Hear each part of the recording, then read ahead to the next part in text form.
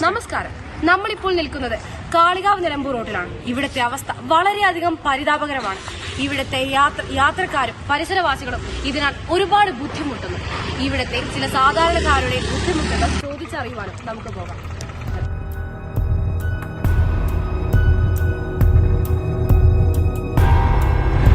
നമ്മളിപ്പോൾ നിൽക്കുന്നത് കാളികാവിലെ dentist general ക്ലിനിക്കിലാണ്. ഇവിടുത്തെ റോഡിന് ചേർന്നുള്ള കനാലും കാരണം ആളുകൾക്ക് വരുവാനോ വണ്ടികൾ പാർക്ക് ചെയ്യുവാനോ വളരെയധികം ബുദ്ധിമുട്ടുന്നുണ്ട്. അതിനാൽ നമുക്ക് ഇവിടുത്തെ ഡോക്ടർ രമ്യ രാജിനോട് ചോദിച്ചറിയാം. Good afternoon ma'am. ഈ റോഡ് പണി കാരണം താങ്കൾക്ക് എന്തൊക്കെ ബുദ്ധിമുട്ടുകളാണ് ഉണ്ടായത്? റോഡ് പണി കാരണം എന്ന് പറഞ്ഞാൽ ഒരുപാട് ബുദ്ധിമുട്ടുകൾ ഉണ്ടായിട്ടുണ്ട്. ഒരു 2 വർഷമായിട്ട് ഈ റോഡ് ഇതേ അവസ്ഥയിലായിരുന്നു. ഒരു റോഡ് പണി തുടങ്ങിയിട്ട് 2 വർഷം കഴിഞ്ഞു. അപ്പോൾ അന്ന് മുതൽ ഇതിന് സൈഡ് കെട്ടാൻ വേണ്ടിയൊക്കെ റോഡ് ഫുൾ പൊളിച്ചിട്ടിട്ട് നമുക്ക് നല്ല പൊതുവെ എല്ലാവർക്കും ഭയങ്കര ബുദ്ധിമുട്ടായിരുന്നു. ഈ റോഡിൽ കൂടെ നടക്കാൻ പോലും പറ്റാത്തൊരവസ്ഥയായിരുന്നു. ഇപ്പോൾ കുറേയൊക്കെ സൈഡ് കെട്ടി ആളുകൾക്ക് നടക്കാവുന്ന ലെവലിലായി. പക്ഷെ എന്നാലും ഈ ഭാഗത്തേക്ക് വരുന്ന തന്നെ ആളുകൾക്ക് മടിയാണ്. നമ്മളെ ഒരു ഷോപ്പ് ഒരു ക്ലിനിക്കാണിത്. ക്ലിനിക്കിനെ സംബന്ധിച്ച് പേഷ്യൻസിന് വരാൻ മടിയായിരുന്നു. ചിലർക്ക് നടക്കാനും ബുദ്ധിമുട്ടുള്ളവരുണ്ടാവും. അപ്പൊ ആളുകൾ കഴിയുന്നതും ഒഴിവാക്കാൻ പറ്റാത്ത കേസുകൾ മാത്രമേ വരുള്ളൂ. അല്ലെങ്കിൽ കഴിയുന്ന ആളുകൾ വരില്ല. നമ്മളെ തന്നെ പലരും പറഞ്ഞു വണ്ടി നിർത്താൻ സ്പേസ് ഇല്ല, അപ്പൊ അതുകൊണ്ട് ഞങ്ങൾ വരുന്നില്ല ഒക്കെ പറഞ്ഞു ഒരുപാട് പേര് ഒഴിവായിട്ടുണ്ട്. പിന്നെ നമ്മളിവിടെ ഇതിന്റെ പണി നടക്കുന്ന സമയത്ത് അവർ ഇതൊന്ന് ക്ലോസ് ചെയ്യാനിട്ട് ഒരാളോടെ വീണ് കാലിന് പരിക്കൊക്കെ പറ്റിയിട്ടുണ്ട്. അങ്ങനെ അപകടങ്ങളും ഉണ്ടായിട്ടുണ്ട്. ഇപ്പൊ ഞങ്ങളിവിടെ കഴിഞ്ഞ ആഴ്ച ഇവര് സമരമൊക്കെ ഉണ്ടായിരുന്നു. വ്യാപാരി വ്യവസായിന്റെ ഒരു ജാഥയൊക്കെ നടത്തി ഭയങ്കര ഒരു പ്രൊട്ടസ്റ്റിന് ശേഷം ഇപ്പൊ ഒരു കറക്റ്റ് അതിന്റെ പിറ്റേ ദിവസം മുതൽ പണി തുടങ്ങിയിട്ടുണ്ട്. വീണ്ടും തുടങ്ങിയിട്ടുണ്ട്. ഇപ്പൊ ഒരു പ്രതീക്ഷയാണ് ശരിയായി വരും എന്നുള്ളത്. ഇപ്പൊ ഒരാഴ്ച കൊണ്ട് നല്ല മാറ്റം വരുന്നുണ്ട്.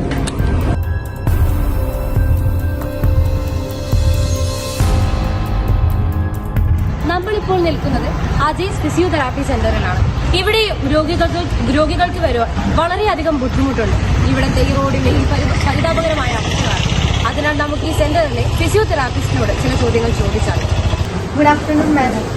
എങ്ങനെയാണ് ഈ റോഡ് പണി നിങ്ങളുടെ ക്ലിനിക്കിനെ ബാധിച്ചിരിക്കുന്നത്? അതൊന്ന് പറയാമോ?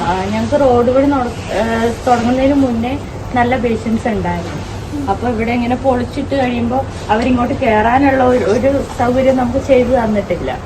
എന്നിട്ട് പിന്നെ ഇവിടെ കൂടുതൽ വരുന്നതെന്ന് വെച്ചാൽ കാലിന് വയ്യാത്ത പേഷ്യൻസ്, സ്ട്രോക്ക് വന്ന പേഷ്യൻസ്, അങ്ങനെയൊക്കെയാണ്. അവർക്കൊന്നും വണ്ടി ഇല്ലാണ്ട് ഇങ്ങോട്ട് കയറി വരാൻ പറ്റത്തില്ല.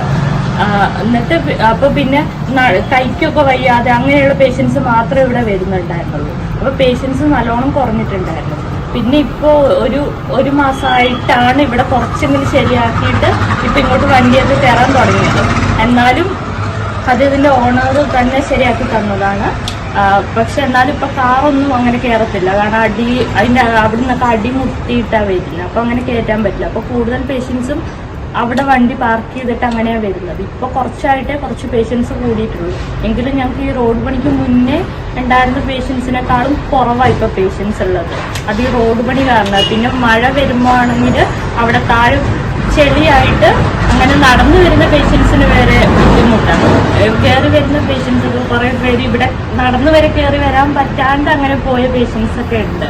ഇപ്പോ ഒരു മാസമൊക്കെ ആയിട്ടേ പിന്നെ ഓട്ടോ ഒക്കെ ഇങ്ങോട്ട് കയറാൻ തുടങ്ങിയിട്ടുള്ളൂ. അപ്പൊ നമുക്ക് ട്രീറ്റ്മെന്റ്, ഇവർക്ക് സ്ട്രോക്കൊക്കെ വന്ന പേഷ്യൻസ് എന്ന് പറഞ്ഞാൽ അവർക്ക് ഒക്കെ ട്രീറ്റ്മെന്റ് മുടങ്ങാനേ പറ്റില്ല. ഇപ്പൊ പേഷ്യൻസിന് ഇപ്പോൾ ഒരാഴ്ച ട്രീറ്റ്മെന്റ് കിട്ടിയില്ലെങ്കിൽ അവർ വീണ്ടും പഴയ പോലെ തന്നെയാവും. പിന്നെ നമ്മൾ ആദ്യം തൊട്ടേ ചെയ്യേണ്ടി വരും. അപ്പൊ അങ്ങനെയുള്ള പേഷ്യൻസ് ഒക്കെ കുറെ പേര് പോയി. അപ്പൊ കുറെ പേർക്ക് വരാൻ ബുദ്ധിമുട്ട്, അങ്ങനത്തെ പ്രശ്നമൊക്കെ ഉണ്ട്. അപ്പൊ നമുക്ക് അങ്ങനെ ഈ ട്രീറ്റ്മെന്റ് അത്യാവശ്യമുള്ള പേഷ്യൻസിന് അങ്ങനെ കൊടുക്കാൻ പറ്റുന്നില്ല. അവരിലേക്ക് നമുക്ക് ട്രീറ്റ്മെന്റ് എത്തിക്കാൻ പറ്റുന്നില്ല. അപ്പൊ അത് അവർക്കും ഭയങ്കര ബുദ്ധിമുട്ടാണ്, നമുക്കും ഭയങ്കര ബുദ്ധിമുട്ടാണ്. നമ്മളിപ്പോൾ നിൽക്കുന്നത് റോഡ് പണി നടക്കുന്ന ഒരു വീടിന്റെ അടുത്താണ്. നമുക്കിപ്പോൾ അവിടുത്തെ വീട്ടമ്മയോട് സംസാരിക്കാം. റോഡ് പണി മൂലം നിങ്ങൾക്ക് എന്തൊക്കെ നാശനഷ്ടങ്ങളാണ് ഉണ്ടായിട്ടുള്ളത്? കുറെ തെങ്ങും കവുങ്ങൊക്കെ പോയി. വീട് പണി പിന്നെ മതിലൂതലിലേറ്റ് ഭയങ്കര ഇതാണ്.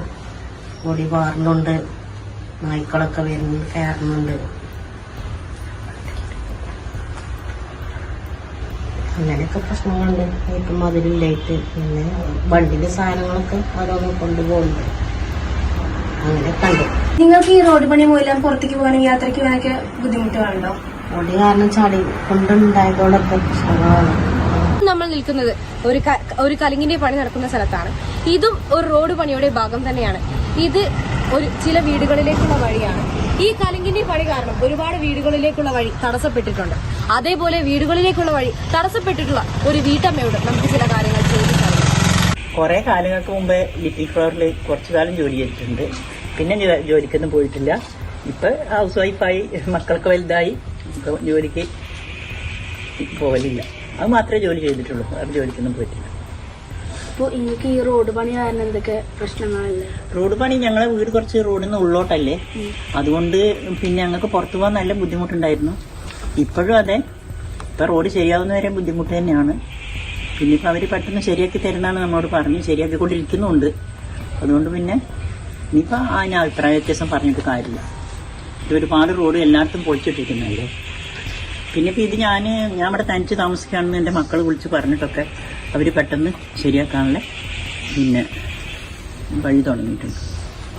പുറത്തോട്ടൊക്കെ യാത്ര പോകാൻ വല്ല ബുദ്ധിമുട്ടുണ്ട്? പുറത്തോട്ട് ഞങ്ങൾ ഈ എസ്റ്റേറ്റ് റോഡിന് കയറി മറിഞ്ഞ് മെയിൻ റോഡിൽ എത്തണമെങ്കിൽ കുറച്ച് ബുദ്ധിമുട്ട് തന്നെയാണ്.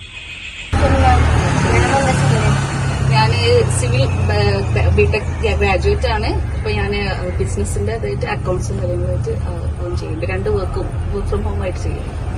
ഈ റോഡ് പണി കാരണം നിങ്ങൾക്ക് എന്തെങ്കിലും ആരോഗ്യ പ്രശ്നങ്ങൾ എന്തെങ്കിലും ഉണ്ടായിട്ടുണ്ടോ? ആരോഗ്യ പ്രശ്നം എന്ന് പറയാൻ ഡസ്റ്റ് ഉണ്ടാവും. പിന്നെ അതേപോലെ ട്രാവലിംഗ് ബുദ്ധിമുട്ടാണ്. യാത്രകൾ എവിടെയും പോകുന്നതിന് ബുദ്ധിമുട്ടുകൾ, നല്ല ബുദ്ധിമുട്ടുകളുണ്ട്. കാരണം കുറെ ഏരിയകൾ ഒരുമിച്ച് ഇതാക്കിയിട്ടുകൊണ്ട് കുറച്ച് ഏരിയയാണെങ്കിൽ നമുക്ക് ഇങ്ങനെ ഒരു വർക്ക് തീർത്തിട്ട് നെക്സ്റ്റ് എന്നുള്ളൊരു ഇതിലേക്ക് പോയിരുന്നു. ഇത് പക്ഷെ ഫുള്ളായിട്ട് ഇവരെല്ലാ സൈഡും ആക്കി വെച്ചുകൊണ്ട് യാത്ര കുറച്ച് ബുദ്ധിമുട്ടുണ്ട്. പിന്നെ ഡസ്റ്റിന്റെ ബുദ്ധിമുട്ടും ഉണ്ട്. ക്യാമറാമാൻ റയാനോടൊപ്പം Vaiga PS from little flower.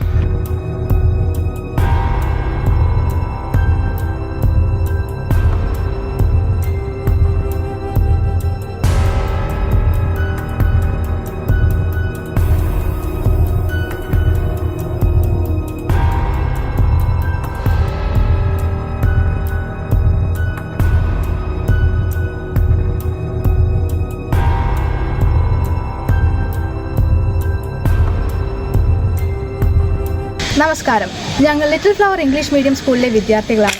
ഞങ്ങളുടെ സ്കൂളിൽ നടത്തുന്ന ടെലിവിഷൻ ഡേ പ്രോഗ്രാമിന് ഭാഗമായി ഒരു റീസർച്ച് സർവേ നടത്താൻ വേണ്ടിയിട്ടാണ് ഇന്ന് ഞങ്ങളിവിടെ എത്തിയിരിക്കുന്നത്.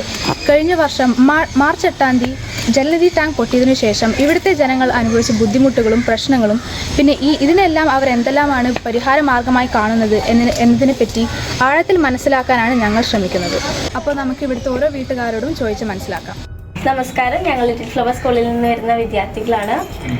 ഞങ്ങൾ ടെലിവിഷൻ ഡേയുടെ ഭാഗമായിട്ട് ഒരു റിസർച്ച് നടത്തുന്നുണ്ട്. അപ്പോൾ ഞങ്ങൾക്ക് കിട്ടിയത് ഇവിടെ നടന്ന ഒരു കുടിവെള്ളത്തിൻ്റെ പ്രശ്നമാണ്. ഇവിടെ ജലനിധിയുടെ ടാങ്ക് പൊട്ടിയിട്ട് കുടിവെള്ളത്തിന് പ്രശ്നം വന്നെന്ന് ഞങ്ങൾ അറിഞ്ഞു. അപ്പോൾ അതിനെപ്പറ്റി കുറച്ച് ചോദ്യങ്ങൾ ചോദിക്കാനും അതിനെപ്പറ്റി മനസ്സിലാക്കാനാണ് ഞങ്ങൾ വന്നിട്ടുള്ളത്. അപ്പോൾ ഈ ജലനിധിയുടെ ടാങ്ക് പൊട്ടിയിട്ട് എത്ര വർഷത്തോളമായിട്ടുണ്ടാകും? അത് 1 വർഷം കഴിഞ്ഞു. കഴിഞ്ഞ മാർച്ചാണ് ഏകദേശം നമുക്ക്. ഈ ടാങ്ക് പൊട്ടാനുള്ള കാരണമായിട്ട് നിങ്ങൾക്ക് എന്താണ് തോന്നുന്നത്? ഏകദേശം ഒരു 10 വർഷമായി നിർമ്മിച്ചിട്ട്. അത് കേരളത്തിൽ തന്നെ 1-2 അതുപോലത്തെ ഇതുണ്ട്. അപ്പോൾ അതിന് വർഷാവർഷം മെയിൻ്റനൻസ് വേണമെന്നൊക്കെയാണ് അന്ന് നിർമ്മിച്ചപ്പോൾ അത് പറഞ്ഞത്. അത് അവർ ഏറ്റെടുത്ത് നടത്തിയത് ഒരു കമ്മിറ്റിയാണ്. അപ്പോൾ അവരത് വേണ്ടവർ ചെയ്തിട്ടില്ലാതെ അതിൻ്റെ ഇത് അത് പിന്നെ അത് ഇരുമ്പിൻ്റെ സ്ക്രൂ ഒക്കെ ഉപയോഗിച്ചിട്ടാണ് ആ ടാങ്ക് നിർമ്മിച്ചിരുന്നത്. ഞങ്ങളൊക്കെ അതിൽ ഇവിടെ അതിൻ്റെ നിർമ്മാണത്തിന് മുന്നേ ആളുകൾക്ക് പൈസ തിരിച്ച് കൊടുക്കാറുണ്ട്, കമ്മിറ്റിയിലൊക്കെ ഉണ്ടായിരുന്നു. അപ്പോൾ നിർമ്മാണത്തിൻ്റെ കാലത്ത് ഞങ്ങളൊക്കെ അതിൽ ബന്ധപ്പെട്ടുന്നതുകൊണ്ട് അങ്ങനെയാണെന്നുണ്ട്. അപ്പം അന്നത് അവർക്കൊരു ഇതൊക്കെ കൊടുത്തിരുന്നു നിർദ്ദേശങ്ങൾ. പിന്നെ വർഷാവർഷം മെയിൻ്റനൻസ് ചെയ്യണം. പിന്നെ അത് പോയി പിടിച്ചിട്ട് ഇരുമ്പാണത്. അപ്പോൾ അത് നടന്നിട്ടില്ല. അത് പുഴയിന്ന് വെള്ളമടിക്കണോണ്ട് പിന്നെ അതിൽ മണലും മണ്ണൊക്കെ വന്ന് അടിഞ്ഞു കൂടും. അപ്പോൾ ഈ പോയി പിടിക്കാൻ അത് കൂടുതൽ സാധ്യതയുണ്ട്. അതിനുള്ള പിന്നെ അതിന് ഇൻഷുറൻസ് ഉണ്ടായിരുന്നു, വർഷം പുതുക്കണ്ടേ. അതും നടന്നിട്ടില്ല. അതുകൊണ്ട് അത് പുതുക്കി പണിയാനുള്ള ഇതിനും പ്രയാസങ്ങളാണ്. പിന്നെ ഇപ്പോൾ ഗവൺമെൻറ് തലത്തിലും ഗ്രാമപഞ്ചായത്തിൻ്റെ തലത്തിലൊക്കെ അതിന് ശ്രമം നടന്നുകൊണ്ടിരിക്കുന്നുണ്ട്. അതിപ്പോഴും ഒന്നും ആയിട്ടില്ല എന്നാണ് ഞങ്ങളൊക്കെ അറിവ്. അപ്പോൾ ഈ ടാങ്കിൽ എത്രത്തോളം വെള്ളം കൊള്ളുമായിരുന്നു? അതിൽ 1.5 ലക്ഷം ലിറ്റർ വെള്ളത്തിൻ്റെ ഇല്ലായിരുന്നു. ഈ ടാങ്ക് പൊട്ടിയ സമയത്ത് നിങ്ങൾ എവിടെയെങ്കിലും കംപ്ലൈൻറ്റ് ചെയ്തിരുന്നോ? അത് ഞങ്ങളല്ല അതുണ്ടായും. പിന്നെ അതിന് നിയുക്തമായിട്ടൊരു കമ്മിറ്റി ഉണ്ടായിരുന്നു. പിന്നെ അതിൻ്റെ ഗ്രാമപഞ്ചായത്താണ് അതിൻ്റെ മേൽനോട്ടം വഹിച്ചിരുന്നത്. പിന്നെ അപ്പോൾ അവർ പരാതി കൊടുത്തിട്ടുണ്ടോ എന്ന് ഞങ്ങൾക്കറിയില്ല. ഇപ്പോൾ നിങ്ങൾ എവിടെ നിന്നാണ് വെള്ളം എടുക്കുന്നത്? ഞങ്ങളൊക്കെ അടുത്ത് കിണറുണ്ട്. അപ്പോൾ അവിടെ നിന്നൊക്കെ ഇപ്പോൾ മഴക്കാലം ആയതുകൊണ്ട് ബുദ്ധിമുട്ടൊന്നുമില്ല. വേനൽ കടുത്തപ്പോൾ പ്രയാസമായിരുന്നു. പിന്നെ ഗുഡ്സിലൊക്കെയാണ് വെള്ളം കൊടുത്തത്. ഈ ടാങ്ക് പൊട്ടുന്നല്ലാതെ വേറെ വല്ല പ്രശ്നം അങ്ങനെ എന്തെങ്കിലും ഉണ്ടായിട്ടുണ്ടോ? ഇല്ല, വേറെ അത് പൊട്ടുന്നത് വരെയൊക്കെ ഒരു മാസത്തിൽ 12 ദിവസം 10 ദിവസമൊക്കെ വെള്ളം കിട്ടിയിരുന്നു. ഒന്നര ദിവസം കൂടുമ്പോഴാണ് അതിൽ വന്നിരുന്നത്. പിന്നെ അതിൻ്റെ മെയിൻ്റനൻസ് കൃത്യമാകാത്തതുകൊണ്ട് അതിൻ്റെ മുന്നേയും പ്രയാസങ്ങളൊക്കെ ഉണ്ടായിരുന്നു. ടാങ്ക് മോട്ടറിൻ്റെ കംപ്ലൈൻറ്റ് അങ്ങനത്തെ മെയിൻ്റനൻസ് നടന്നിട്ടുണ്ടായില്ല അത് നിർമ്മിച്ചിട്ട്. ഈ ഒരു ഇതിന് വേണ്ടി നിങ്ങളെ സഹായിച്ചതിന് ഒരുപാട് നന്ദിയുണ്ട്. ടാങ്ക് പൊട്ടിയിട്ട് നിങ്ങൾക്കുണ്ടായ പ്രശ്നങ്ങൾ? ഞങ്ങൾക്ക് വെള്ളത്തിൻ്റെ ആയിട്ടുള്ള ഒരുപാട് പ്രശ്നങ്ങൾ ഇവിടെ അല്ലെങ്കിൽ തന്നെ ഈ കുന്നുമ്പുണ്ട്. കാരണം വെള്ളങ്ങൾ പറഞ്ഞാൽ ഇവിടെ കിണറുകൾ വളരെ ചുരുക്കമാണ്. അപ്പോൾ എന്താ വെച്ചാൽ ഈ കിണറിൽ തന്നെ എന്താണെന്ന് വെച്ചാൽ വെള്ളങ്ങൾ പിന്നെ ഈ 5-6 മാസം 7 മാസമൊക്കെ ചിലപ്പോൾ ഈ കിണറിൽ വെള്ളം ഉണ്ടാവുള്ളൂ. അത് കഴിഞ്ഞാൽ ഈ വേനൽക്കാലത്ത് വെള്ളങ്ങൾ ഉണ്ടാവില്ല കിണറിൽ. അപ്പോൾ എന്താണെന്ന് വെച്ചാൽ ഈ വെള്ളത്തിൻ്റെ പ്രശ്നം എന്ന് പറഞ്ഞാൽ ഇവിടെ നല്ലൊരു പ്രശ്നമാണ്. പിന്നെ ഈ ജലനിധിൻ്റെ ടാങ്ക് പൊട്ടിയെന്നുള്ള പ്രശ്നം പറയുമ്പോൾ നമ്മൾ എല്ലാ പ്രശ്നങ്ങളും പറയേണ്ടി വരും. കാരണം ഇത് ഒരു ഗ്യാരണ്ടി ഇതൊക്കെ പറഞ്ഞുകൊണ്ട് വെച്ചൊരു പിന്നെ ടാങ്കാണിത്. പക്ഷേ ഈ ടാങ്ക് ഇപ്പോൾ പൊട്ടി നോക്കുമ്പോൾ ഒരു പിന്നെ ഗ്യാരണ്ടിയിലോ ഒരു വാറണ്ടിയിലോ ഒരു ഒരിക്കലും ആരുമില്ല. ഞങ്ങൾക്ക് എല്ലാ വീടുകളിൽ നിന്നും സഹകരിച്ച് അങ്ങനെ ഞങ്ങൾ മുന്നോട്ട് പോയി. ഇവിടെ അടുത്താണോ കുളിക്കാനും? അത്യാവശ്യം ദൂരത്താണ്. ജോലിക്കൊന്ന ആളുകളുണ്ടോ? ജോലിക്ക് പോക്കന്നല്ല ഇപ്പോൾ വെള്ളം ഇല്ലാത്തതുകൊണ്ട്. ടാങ്ക് പൊട്ടിയില്ലേ, അപ്പം നിങ്ങൾ നേരിടുന്ന പ്രശ്നങ്ങളൊക്കെ ഏതായിരുന്നു? അതായത് അതിന് ശേഷം പൊട്ടിയതിന് കുറേ ബുദ്ധിമുട്ടുണ്ടായില്ലേ? അപ്പം നിങ്ങൾ നേരിട്ടിരുന്ന പ്രശ്നങ്ങൾ? ഞങ്ങൾ അയൽവാസിൽ നിന്ന് വെള്ളം കൊണ്ടുവരിക, അതൊക്കെ തന്നെയാണ് ചെയ്തിരുന്നത്. ഞങ്ങൾക്ക് വെള്ളത്തിന് വളരെ ബുദ്ധിമുട്ടുണ്ട്. കുടിവെള്ളത്തിന് പ്രശ്നം ഉണ്ടായില്ല, അപ്പോൾ എവിടെ നിന്നാണ് വെള്ളം എടുത്തത്? വെള്ളം ബുദ്ധിമുട്ട് തന്നെയാണ്, ഭയങ്കര ബുദ്ധിമുട്ട് തന്നെയാണ്. ഇവിടെ താഴ്ത്തൊരു കിണറുണ്ട്, അവിടുന്ന് ഇങ്ങനെ പാളിയിലും കോരിക്കാണ്ട് പിന്നെ ബക്കറ്റിൽ 2 ബക്കറ്റിൽ കൊണ്ടുവരും. ഇതിൽ കൊണ്ടുവന്ന് ഇറക്കും. ഇതിൽ പകുതി അറിയില്ല, ഇപ്പോൾ തന്നെ പിന്നെ നമുക്ക് കുഴങ്ങും. ഭയങ്കര ബുദ്ധിമുട്ട് തന്നെയാണ്. വെള്ളത്തിൻ്റെ പ്രശ്നം എന്ന് പറഞ്ഞാൽ ഭയങ്കര ബുദ്ധിമുട്ടാണ്, കുടിവെള്ളത്തിനും എല്ലാത്തിനും. ജലനിധി ടാങ്കിൽ നിന്ന് ഈ വീട്ടിലേക്ക് വെള്ളം എത്തിക്കുന്ന പൈപ്പാണിത്. പക്ഷേ ഏകദേശം 1.5 വർഷമായിട്ട് ഇത് നിശ്ചലമായി കിടക്കുകയാണ്.